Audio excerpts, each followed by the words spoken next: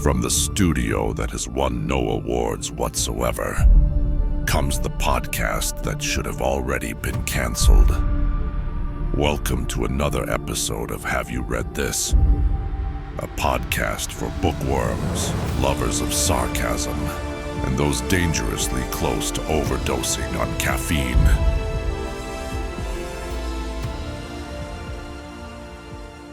Well, I'm going to see if I can even remember how to do one of these. It looks like the super hectic season that our life was wrapped up in has kind of subsided just a little bit, at least long enough for me to try and carve out time to bore everyone with what I have been reading and my overly opinionated views. We've had a lot going on with the end of the school year for both of our daughters, one of which graduated high school. We also had some family in town, planning a graduation party, all of that, and trying to get my oldest enrolled and ready for college, which is just kind of a mind-blowing experience. So I say all of that because reading was one of the things that just had to be put on hold. And I love to read. It gives me time to relax. It takes me to another place. And unfortunately, with everything going on, I just haven't been able to do it, which also means I haven't had really, I would say, even a quiet moment here to try and record one of these things. So I'm going to give it a shot today because the three of you that tune in on a regular basis have probably wondered, your life is in shambles. You have no idea what to read. You're lost. It's like you're in a cave with no light, no way out. And I understand. So I am here to provide you with the light. Anyway, all the crap aside, one of the books that I recently finished was titled Funny, You Don't Look Autistic, A Comedian's Guide to Life on the Spectrum by Michael McCreary. And I thought about going into the usual ramblings about the book and things that I like, don't like, etc. And this time I wanted to start off a little bit differently with actually one of the reviews that I read, because I feel like that review kind of gives me better talking points, if you will. And I'm just going to read it verbatim. I don't want to call the person out. Not a problem with the review at all. I'd never heard of Michael McCreary, and I'm not at all familiar with his work. So I went into this book totally blind, but as a memoir by a stand-up comedian, I was expecting it to be, well, funny. There are occasional jokes here and there, and the tone is mostly light, but I wouldn't really class the book as a whole as humor. It's mostly a straightforward memoir, and the problem is that from what's been presented here, this guy's life just hasn't been interesting enough yet to justify a memoir. They went on to suggest, I would say, avoiding the audio book version because it felt flat. I think they didn't like the tone or the cadence.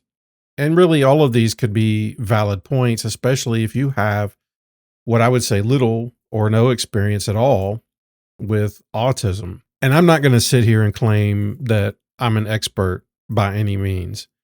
I don't have family on the spectrum. I don't have children with disabilities. However, I have been serving at my church's disability ministry for over 7 years now, doing just about everything from teaching class on Sundays. I did that a little over 2 years, hosting guys' nights, working at camp, and this was a multi-night camp. We have even started an inclusive fitness program, something of which we signed the lease on our own building a few weeks ago, which is, that's kind of scary. But within that program, I say I have worked with 27 unique diagnoses. All that aside, I still don't know it all. And I'm not going to sit here and pretend to say that my experience volunteering is equivalent or more than a parent trying to raise a child on the spectrum.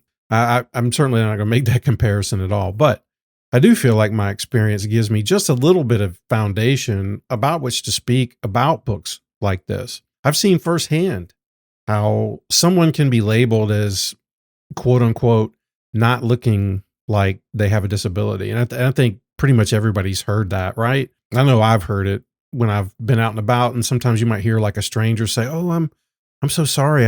I didn't know they were like that," because they don't look like they have a disability, or even worse, they don't look like something's wrong with them. Kind of cringe a little bit when I hear that, but, over 80% of disabilities are not seen. And someone who society might label as quote unquote high functioning, they might not stand out in a crowd. And, kind of as a side note, I've heard a lot of debate lately on that term high functioning. And I've tried to minimize my use of it because I think if I'm saying that there is somebody out there who's high functioning, it's almost by default that means that there is someone who is low functioning. Like we're all functioning. We just function different. So what I usually do is I usually wait for the parent or the caregiver or the person themselves to let me know how they prefer to be called. And then I just kind of adapt that language because that feels a lot more comfortable than trying to put my own belief or label on somebody else that might not fit. But anyway, I can ramble on about all this, but I wanted to say what I think a lot of people miss with this is like there's these too casual of an observation in the work that went on behind the scenes for that person. And I'm speaking for somebody like the author of this book. A lot of my friends and these athletes that I work with, they've done some really extensive work with specialists that help them develop social and life skills. And I've been guilty myself of saying things like, well, they're so high functioning, I never noticed that they were on the spectrum. They're able to do what they're doing because of all of this work that they put in. I don't think a lot of us see that effort that kind of goes into it.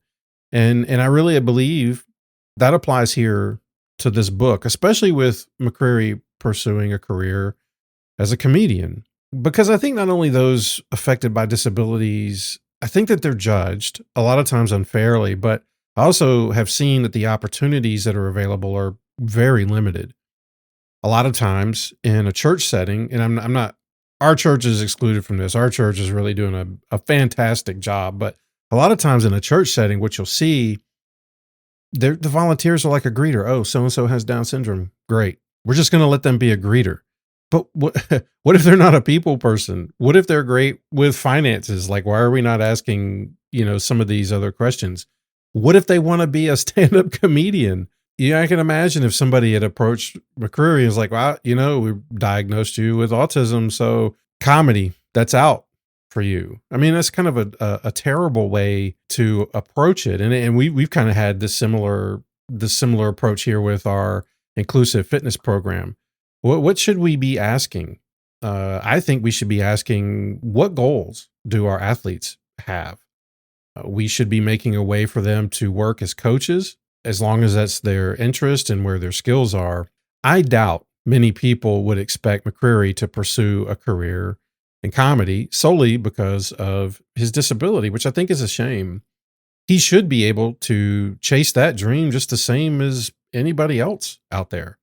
I think one of the main reasons why I just spewed all of that out of my face hole is to address really that review that I read. Maybe I took it personal for no reason. And I'm not saying that person is not entitled to their opinion. Absolutely, they are. I just think a different perspective might be useful. So from this book, McCreary, he had to work on a lot of things that others never have to work on. And I love his embrace of autism and his comedic pursuits and his successes. His tone and cadence in the audiobook, I think it's more understandable when you come at it from this perspective. My sense of humor, I would say, is probably more dark and twisted than what McCreary offers. That doesn't mean that the guy's not funny. That just means that if I had an option to go spend money to see a stand-up comedian, I'm going to go look for somebody like Bill Burr. I don't know why. It's just funny to watch him tear people apart, but that's the kind of comedy that I prefer. Does that mean that Bill Burr is funny and McCreary is not? No, not at all. I'm not saying that. I'm just saying that that's just a personal preference. And that does not at all mean that McCreary should give up his hopes and dreams. I'm glad the book is mostly a memoir because I think it helps other people understand him better. And that's arguably more important than the comedy. You have to learn about the person's background and what they've been through, I think, to truly appreciate their story and where they're coming from. Unless, of course, you're Kanye. And then you should have your internet access removed forever. And I'm not going to sit here and lie and say that this was a 5-star read for me. I don't think I gave it 5 stars on Goodreads. But what I'm going to say is that I do think it's an important book to read because stories like McCreary's are just that. They're important. It gives us a perspective that so many of us will never get. That's what's so beautiful, I think, about reading. We're instantly placed into a world that's unlike our own, and we have the opportunity to take a stroll through someone else's experience, which will hopefully broaden our own in the process. And so I kind of wanted to put this one out here because, when I do these, I like to find some quotes that kind of stood out to me. And I think that there was a lot in this book because I don't know. I don't really know how to word it so well, but there was just a lot that I resonated with to see, what he was faced with, what he worked on, and how he overcame it to achieve his dream. To me, this really isn't like a memoir or a comedy. It's a success story. And I had a hard time pulling a lot of quotes out. And I wanted to drop this one in here because I think this one stood out and it kind of shows like what he's battling against just to do what it is that he's doing. Some people think being autistic means you're unable to perceive the thoughts and emotions of others. Actually, based on my experiences and from talking to other people on the spectrum, it's quite the opposite. You feel every possible emotion and see every possible outcome of a social situation at once.